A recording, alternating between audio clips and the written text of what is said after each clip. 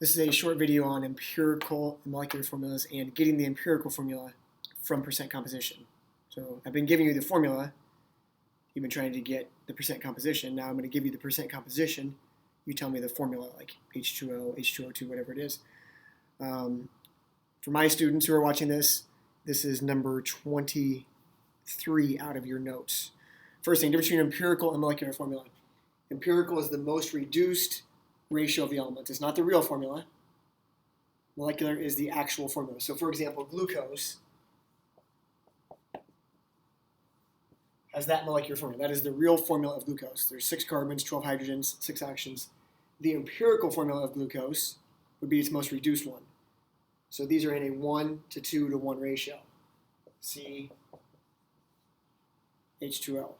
So there might be a whole group of compounds that have this ratio, but each one has a different molecular formula. For example, hydrogen peroxide is H2O2. Its most reduced ratio is just HO. It's a 1 to 1 ratio. Even though there's no compound that has this actual formula, that is the most reduced ratio of that. When you're doing lab stuff, a lot of times you find the empirical one. Now water, the real formula for water is H2O. That is also the empirical formula. That's the most reduced ratio. It's a 2 to 1 ratio in terms of atoms.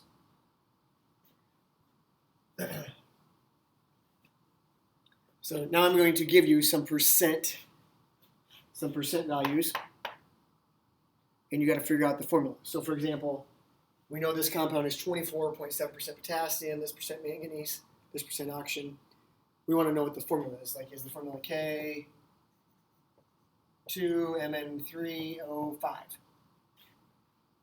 That is not the right formula, but we're trying to figure out what the formula would be based on these percents.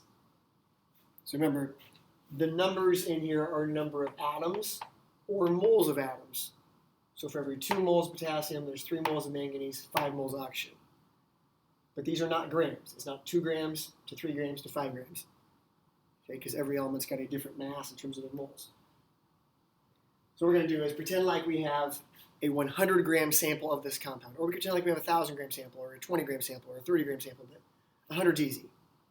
So if we have 100 grams of this compound, that means that 24.7 of those grams are potassium, 34.76 grams are manganese, and this many grams are oxygen. They would always be in that ratio in terms of grams. So I'm just going to change those into grams and say, okay, we have that many grams, and that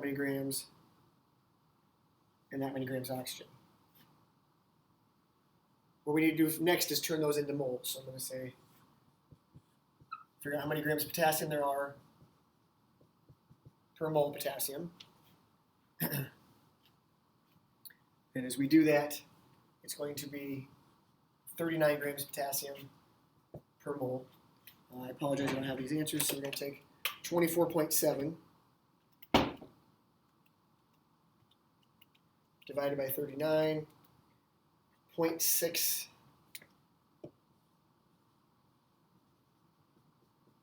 so we have that many moles of potassium. Do the same thing for manganese. Manganese is 54.9 grams per mole of manganese. So get that into moles. 34.76 divided by is also 0.633 moles of manganese. So I know that these are going to be in the same ratio in my compound. If there's one of that, there's going to be one of that. If there's 2 of those, there's going to be 2 of those. They're going to be in the same ratio. Oxygen is 16 grams per mole, so we're going to say 16 grams is a mole of oxygen. So 40.5 divided by 16 is 2.53 moles of oxygen. We now need to write our formula based on these ratios.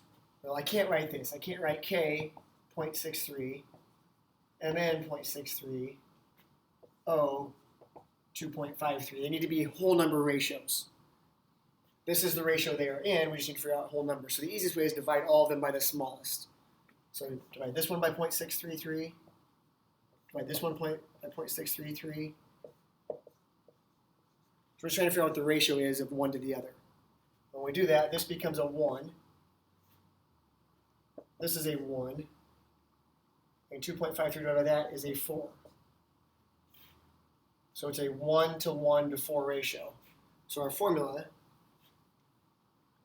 would be K1. In other words, for every 1 atom of potassium, there's 1 atom of manganese, or 1 mole of manganese. And there's 4 moles of oxygen. So KMnO4 is our formula. That is the empirical. It might also be the molecular. We don't know that quite yet. So turn your percents into grams. Pretend like it's a 100 gram sample. Take those grams, turn them each into moles, divide them all by the smallest number of moles to get the ratio.